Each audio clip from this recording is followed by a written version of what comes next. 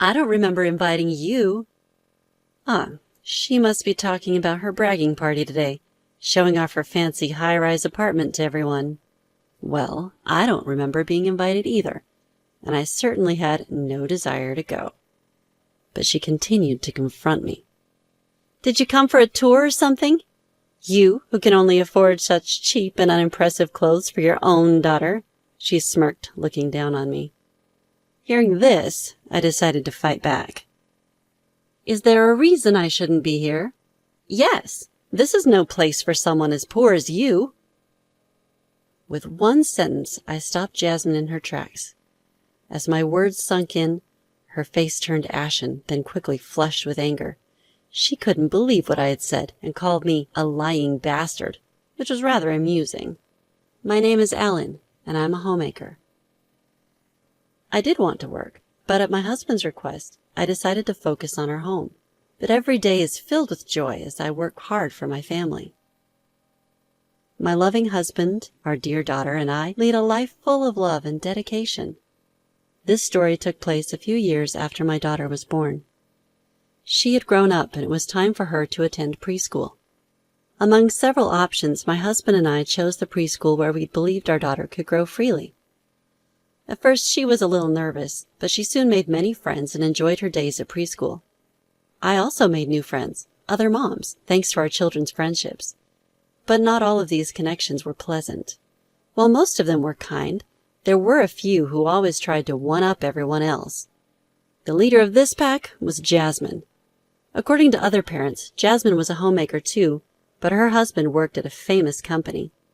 She seemed to brag a lot about being the wife of an employee at such a notable firm.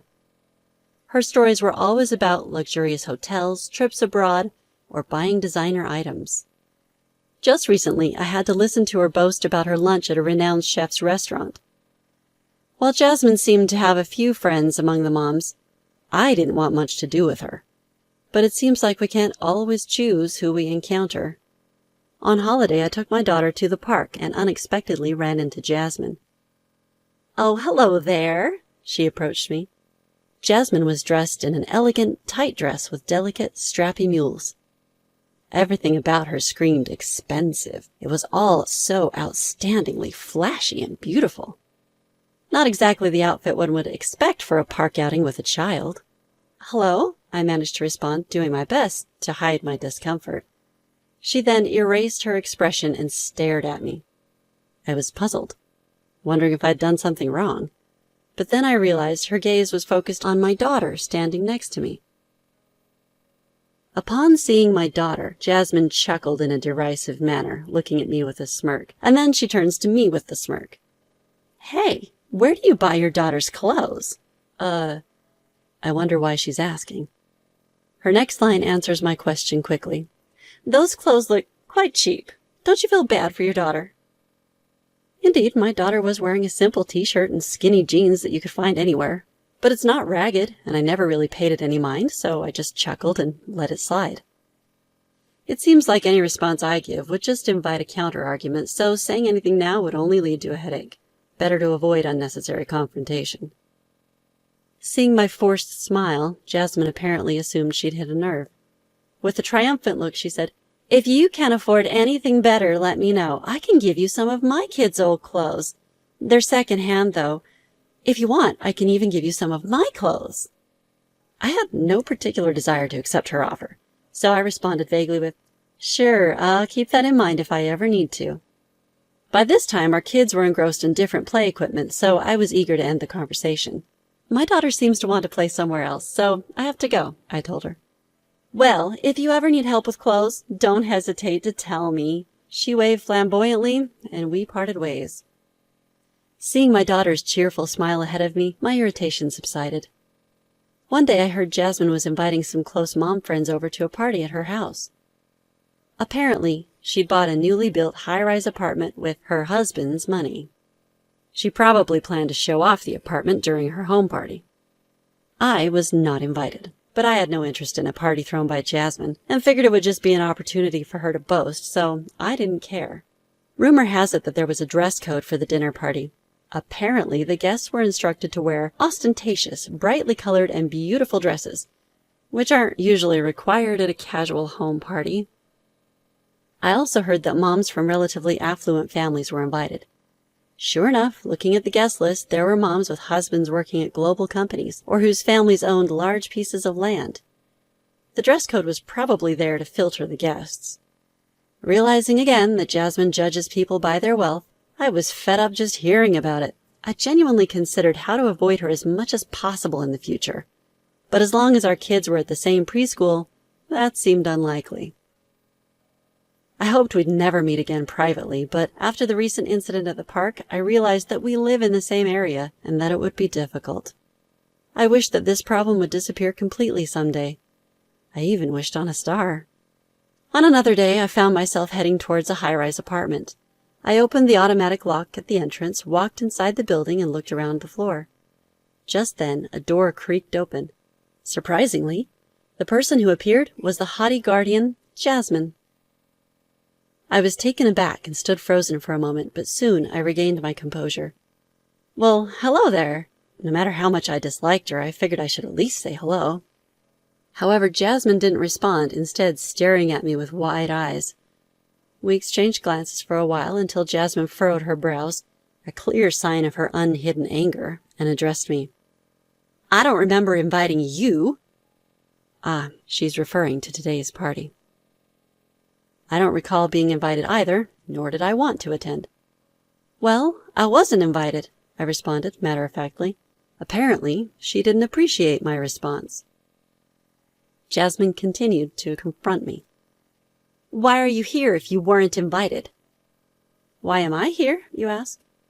Did you come here to tour this high-rise apartment, even though you can only afford to dress your daughter in such drab and lowly clothing? She snickered at me with disdain. Hearing that, I thought, now is the perfect moment to counter Jasmine. I carefully chose my words to throw at her. Do you think I shouldn't be here? Yes, this is not a place for someone like you. Why is that? Because for someone poor like you, well, this is actually my home. As my words overlapped with Jasmine's, her movements came to a complete halt.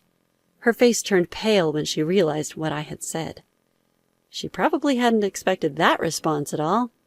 Her eyes were black and white, as if she didn't understand. She blinked in disbelief, trying to digest the situation. Instantly, Jasmine's face turned red with anger. What do you mean? Explain yourself. Let me clarify for you, then. Actually, my husband is the president of several companies. They may not be famous companies, but thanks to the income generated from these businesses, we earn significantly more than the average person. He owns several properties across Japan, and the new high-rise apartment building where we are now is built on one of his properties. So this apartment building is owned by my husband, which means it's our home. I regularly visit this high-rise apartment because my husband entrusted its management to me. He understood that I wanted to work, so he gave me this job. I explained the situation to her in a nutshell. Upon hearing this, Jasmine raised her eyebrows and shouted, What? I didn't know about this! When I signed the contract for the apartment, I didn't meet you. I met a man who was the manager. Oh, that must have been my husband. He took over for me this time for the key handover, so I didn't get a chance to meet you. You can tell as many lies as you want. With that parting shot, she went back into her home. To my surprise, Jasmine returned to the entrance. She seemed to have gathered an assortment of things from her home, children's toys, stuffed animals, stationery, clothes, all jumbled up in her arms. You're the one dressing your kid in such pitiful clothes. Stop lying. With that, Jasmine started throwing the items she was holding at me. There's no way you earn more than me. Jasmine's sudden outburst caught me by surprise, but her rage seemed to be running unchecked. Before I had a chance to react, the object she'd thrown whizzed past me. The sound of it hitting the floor echoed hollowly, a reminder of her uncontrolled anger. I decided then that it was high time to set the record straight about the park incident as well. Ah, about my daughter's clothes that day. What? Do you remember the day we were at the park? What does that have to do with anything? My daughter loves playing in the sand. I figured she'd get dirty anyway, so I dressed her in clothes that could handle a little grime. That's a lie. It's the truth. Here, look. I pulled out my phone and showed her a photo from my album. Jasmine froze as she looked at the picture. In it, our family of 3 was all smiles, with my daughter wearing a recognizable children's brand outfit in the center.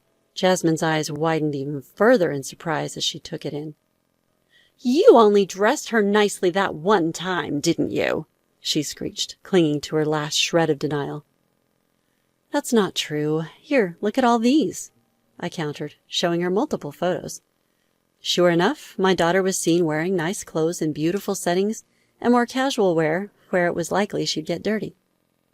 At the sight of this, Jasmine clenched her fists and trembled, seemingly out of retorts. What? What? I replied, having not heard her clearly. This seemed to further upset Jasmine. What? Are you trying to say that being wealthy makes you superior? She yelled, pushing me hard on the shoulders. That was apparently the last straw. The other mothers who'd been keeping a watchful eye on the situation came outside and tried to calm Jasmine down. Jasmine kept shouting, She lied to me! There's no way she lives in this luxury apartment! She's just lying to be more popular than me! Ignoring the calming words of her friends, she continued to yell. After a while, perhaps exhausted from the constant shouting, Jasmine finally quieted down, catching her breath in heavy gasps. It was quite a sight. Her hair disheveled, one slipper missing, and all around her the aftermath of her tantrum. The hallway was littered with the objects she had thrown. Toys were broken from the impact, stuffed animals lay lifeless. She must have been grabbing anything she could get her hands on, meaning the inside of the house must be a mess too. From the inside of the house, I could see our children peeking out, worried. Are you satisfied now? I asked, flashing my best faux smile at Jasmine, who seemed unable to retort. Her face twisted amusingly at the sight. I hope you enjoy the luxury apartment brag party, I said, gliding past her, and please do clean up the mess that you made. From behind me, I heard her shout, Liar! It was just bravado, but it did give me a chuckle. As a result of this incident, Jasmine found herself distanced from the other close-knit mothers she knew. It seemed that her usually high-handed behavior had been a point of contention for some time. She even had the gall to make the other mothers clean up her mess. Her outrageous tantrum this time around was the last straw, painting her as an unstable individual in their eyes. The friends Jasmine thought she had amongst the mothers distanced themselves from her, and she found herself isolated in the preschool community. It was a pitiful sight to behold. To add insult to injury, rumors began to circulate that Jasmine had gotten a divorce. It was said that she was living lavishly off her husband's money, jet-setting on international trips and splurging on designer brands. This issue was the straw that broke the camel's back, as it was said that her spouse's affection and interest in her had already been waning. The incident where Jasmine threw objects at me and refused to clean up her mess was the final blow that pushed her husband over the edge. Jasmine reportedly pleaded, Please, don't leave me. But her husband responded, I never thought you would stoop this low. I can't stay with you anymore. I'm going to take custody of our child. And just like that, Jasmine was left all alone. Their marriage had been a secret affair where the two had eloped to a distant land. Hence, Jasmine had no one around her to lend a helping hand. Jobless Jasmine, having lost her means of living, was in a tough spot. Word of her fall from grace spread quickly through the grapevine, and finding employment was a struggle. Eventually, Jasmine managed to find work as a part-timer in a supermarket, and was said to be living in a run-down 50-year-old apartment with doors that creaked and groaned. It was reported that she was barely scraping by. After all that's happened, I sincerely hope Jasmine has learned her lesson and will no longer judge people based on their wealth.